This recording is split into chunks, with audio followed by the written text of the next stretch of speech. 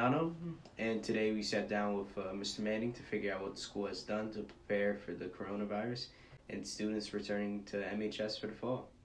What has the high school done to prepare for the coronavirus? We did a lot of work this summer. We started by surveying every space in the building, not just the classrooms, every space in the building to determine what the capacity, what a safe capacity would be for every space in the building so that we could keep students and teachers 6 feet apart. So we established what were called COVID capacities in all of our spaces throughout the building. Then once we did that, we made a determination as to whether or not what percentage of the kids we could get in the building maintaining those COVID capacities. And we determined that we could get 50% of the students in at a time. Once we determined that, then we went about building the cohorts, creating the master schedule. So that's one big piece of work that we did. The other piece of work that we did, as you can see here, and I'm sure as you go around the building, we created one-way hallways, unidirectional stairwells. We installed hand sanitizing stations in every classroom around the hallways. We increased our purchase of disinfecting wipes so that every classroom has plenty of disinfecting wipes so students could wipe down their desks. We posted signage on the floors, on the walls, around the building. Is there a backup plan if the school needs to go all virtual?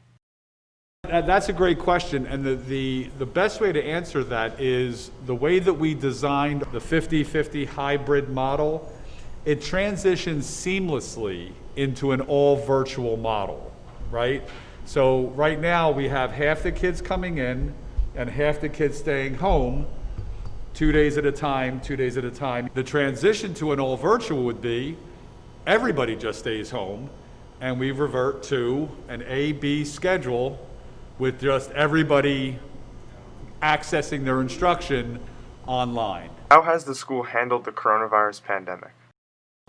Yeah, and that, that's another great question. Here's the way that I've been kind of looking at this.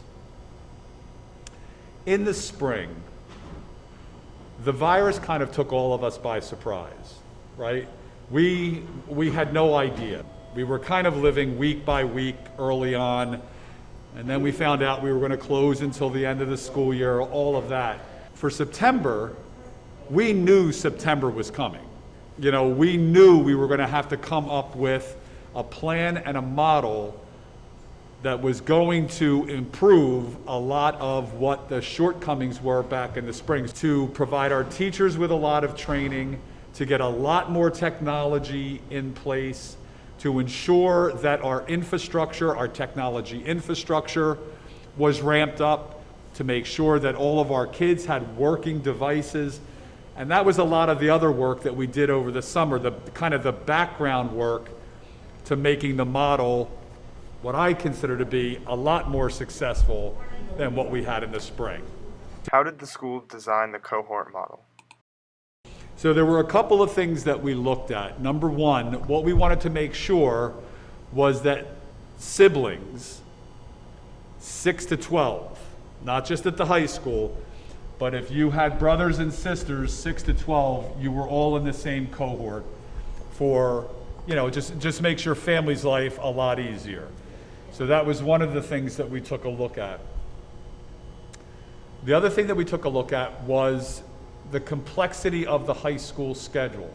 We have a very complex schedule given the variety of courses that we offer. So we had to make sure that however we broke up the cohorts, that we were going to be able to satisfy the greatest number of course requests possible. So it was really those two driving factors. Will we ever return to normal school, or will we continue to use the hybrid model? That all depends on factors outside of the school. And I'm a glass half full kind of guy. I'm always looking on the positive end of things. At some point next year, enough people will be vaccinated that we can return to normal. So again, if what we're hearing from the experts, the scientists out there, the scientists and the doctors, if we listen to them, there's hope. There's hope. But in the meantime, by the same token, we have to listen to the scientists with respect to everything else that we're doing to prevent the spread of the virus in our school. Now that we got to hear from Mr. Manning about the upcoming changes to our school year, let's hear from some of the coaches about how they're adjusting to the changes as well.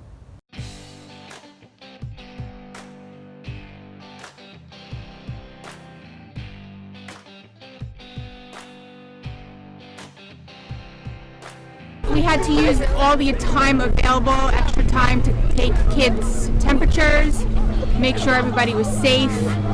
We have to take more time making sure all the equipment is sanitized and safe for use. Field hockey is a lot different than some other sports. We use a lot of agility equipment. We have a lot of balls on the field, so the coaching staff has to make sure that there's a lot less contact on the equipment and making sure that at the end of the day and in between drills, everything is sprayed down and for reuse. Oh boy, where to start? First off, it's hard to social distance while playing football. So the summertime was definitely different with not being able to hand balls off with the running game, and just even the weight room. We weren't allowed to use the weight room at the beginning. So we were doing a lot of body weight exercises. So the whole basically tenor of football had been thrown off for a while, but it was great to get the boys back together. I think that social emotional piece of it, and being able to work from the end of July all the way through August was fantastic, because they hadn't been together since March.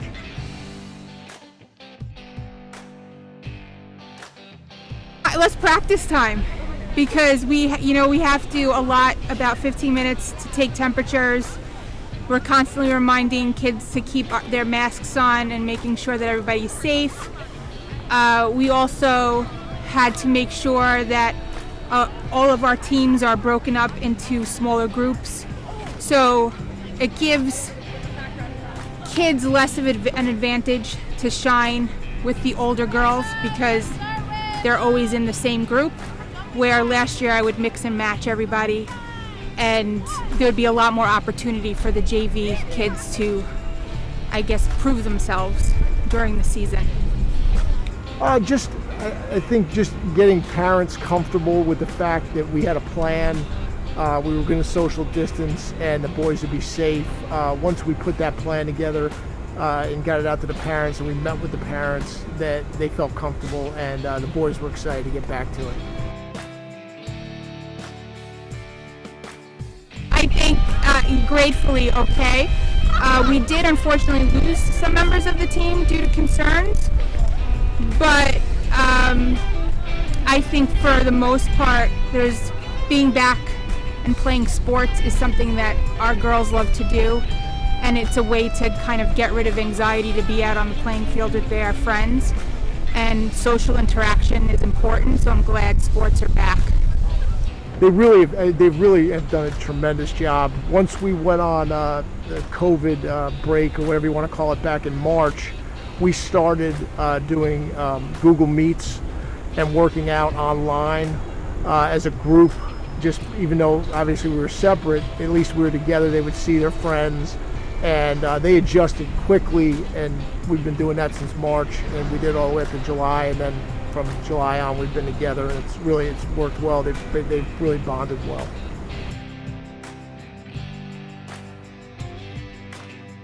I think just making sure that the kids are reminded not to touch certain things, and to keep their masks on, and to stay a good distance apart from each other. I think as teenagers, you like to hug and high five and see each other on the weekends, and that's a difficult thing to do right now.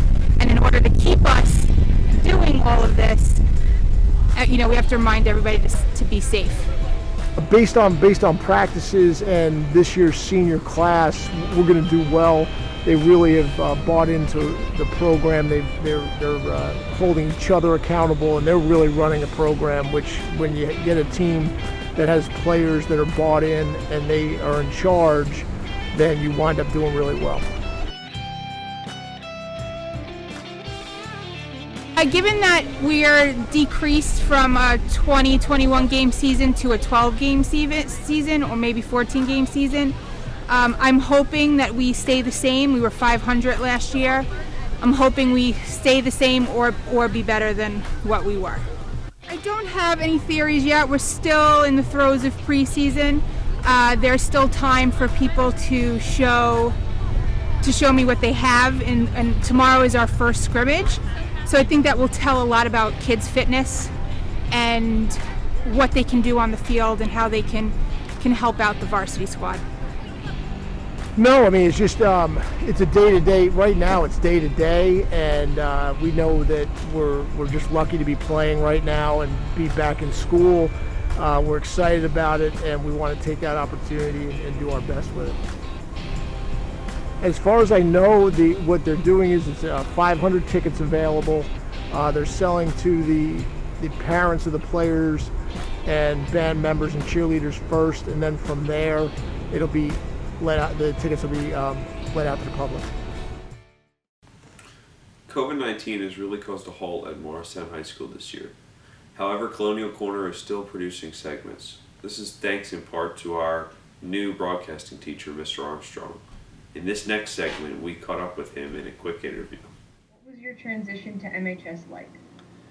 The transition to MHS was really good.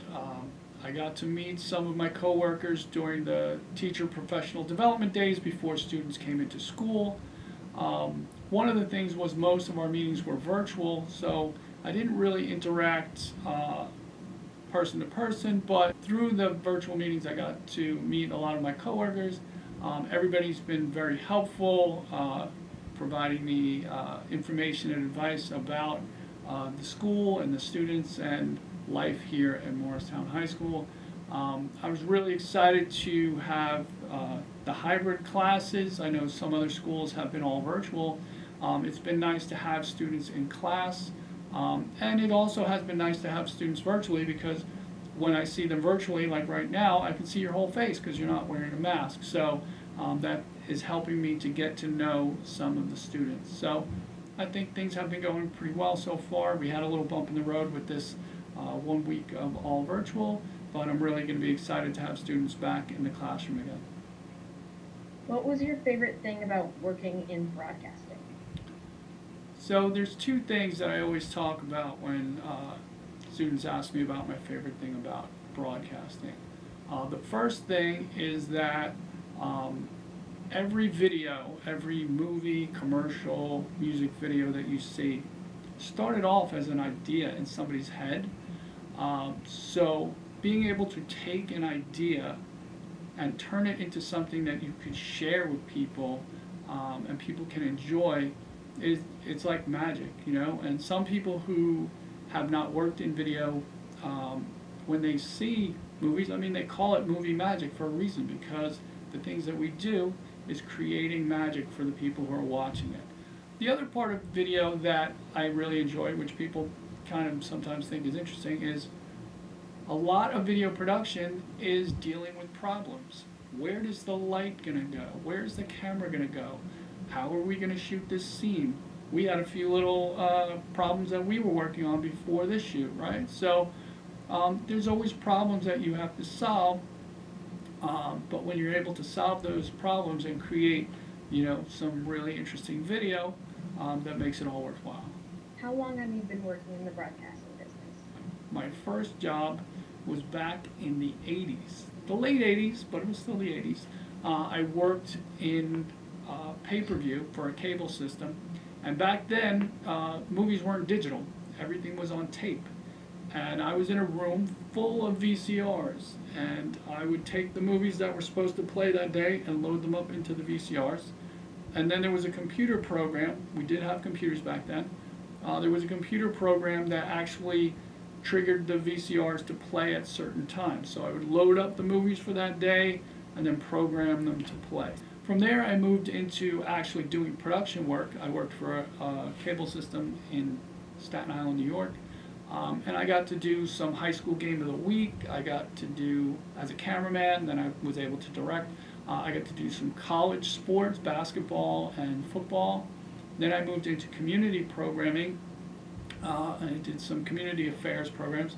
I actually hosted a program for a while. I was on camera for a show called Speaker's Corner, where people could come in and talk about different community issues. Then I moved down to Virginia and I worked for a cable system that had no programming at all. And they gave me basically my own station. For a while in this little town, I had my own station. I only had one camera, one microphone, and my car to drive myself around, but I got a bunch of college students who were looking to build resumes, and I had a newscaster and I had a sportscaster, and over the course of a couple of years, we built our own little local channel with a couple of different programs. So that was a lot of fun. It was really exciting. Then I moved into corporate video and worked for Volvo Cars of North America and produced some training programs for their sales and technical staff. And we produced programming for the East Coast, the West, the Central Time Zone, and West Coast. One of the exciting things I got to do with that job was go to the Detroit Auto Show every year, and I got to sit in Lamborghinis and in Ferraris, in a Maybach.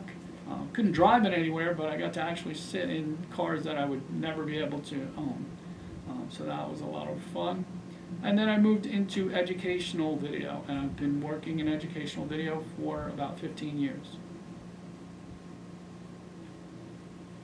What was your favorite project that you've ever done in broadcasting? So there's been a lot of different ones that I've really enjoyed working on. One that was from back when I was down in Virginia, in the little town, they had a minor league baseball team. And one of the projects that I worked on was a weekly show promoting the players and promoting the local team. And it was really fun working with these kids because they're single A ball, they're just starting off, but they had dreams of becoming professional baseball players. And some of these kids were not much older than you, 18, 19 years old, some of them in their early 20s. A few of them actually made it to the major leagues. I don't think there's any names that you would know, but it was a lot of fun just watching these kids pursue their dream, and we had a lot of fun doing our regular weekly show. Well, that is all the questions I have. Thank you very much. We hope you enjoyed this episode of Colonial Corner. Thank you so much for watching and stay tuned for new things coming soon.